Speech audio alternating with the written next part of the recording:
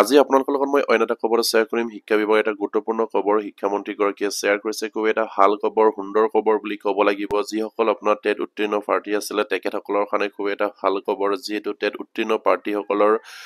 final result LPMৰ ক্ষেত্ৰত আপোনাৰ 7 নৱেম্বৰ তাৰিখে পাব্লিছ হ'ল আৰু তেখেতসকলক আপোনাৰ ডাইৰেক্টলি তেখেতসকলক এপইণ্টমেণ্ট প্ৰদান কৰাৰ আপোনাৰ 9 নৱেম্বৰ তাৰিখে খুব এটা ভাল খবৰ নিশ্চয়কৈ আপোনালোকে স্ক্ৰীনত প্ৰত্যক্ষ কৰিছে শিক্ষামন্ত্ৰীগৰাকীয়ে যি ধৰণে তেখেতসকলে বাৰ্তা প্ৰেৰণ কৰিছে ইয়াত উল্লেখ কৰিছে আপোনাৰ final merit list LP UP টিচাৰৰ আপোনাৰ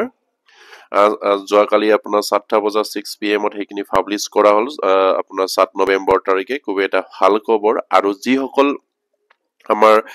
সেই নিযুক্তি পত্ৰ পাব বা যিসকলে আপোনাৰ ফাইনেল লিষ্টত সিলেক্ট হ'ল সেই সকলক আপোনাৰ 9 নৱেম্বৰ তাৰিখে আপোনাৰ সেই সকলক এপইণ্টমেণ্ট প্ৰদান কৰাৰ কথা ইয়াত উল্লেখ কৰিছে নিশ্চয় স্ক্ৰীনত প্ৰত্যক্ষ কৰিছে আৰু কোনটো ঠাইত তেখেতসকলক এপইণ্টমেণ্ট প্ৰদান কৰা হ'ব এইখিনি ইয়াত উল্লেখ কৰিছে the appointment letter will be distribute at the Khanapara playground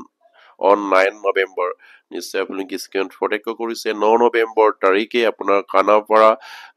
খেলপথাৰত সেইসকল মেৰিট লিষ্টত যিসকলৰ নাম আহিছে তেখেতসকলক তাত এপইণ্টমেণ্ট প্ৰদান কৰাৰ কথা মাননীয় শিক্ষামন্ত্ৰীগৰাকীয়ে জনাইছে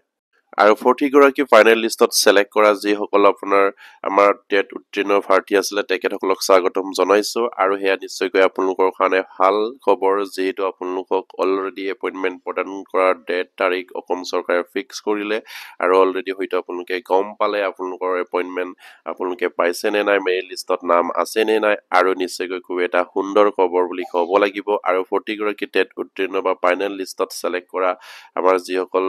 অলৰেডি কোৱালিফাইড প্ৰাৰ্থী আছে তেখেতসকলে যাতে নেকি এইখিনি খবৰ পাই আপোনালোকে শ্বেয়াৰ কৰি দিব আৰু তেখেতসকলক 9 নৱেম্বৰ তাৰিখে আপোনাৰ খানাপাৰা খেলপথাৰত তেখেতসকলক এপইণ্টমেণ্ট প্ৰদান কৰাৰ কথা অলৰেডি শিক্ষামন্ত্ৰীগৰাকীয়ে ঘোষণা কৰিছে খুব এটা ভাল খবৰ আৰু প্ৰতিগৰাকী টেট উত্তীৰ্ণ প্ৰাৰ্থী যাতে নেকি এইখিনি খবৰ পাই আপোনালোকে শ্বেয়াৰ কৰি দিব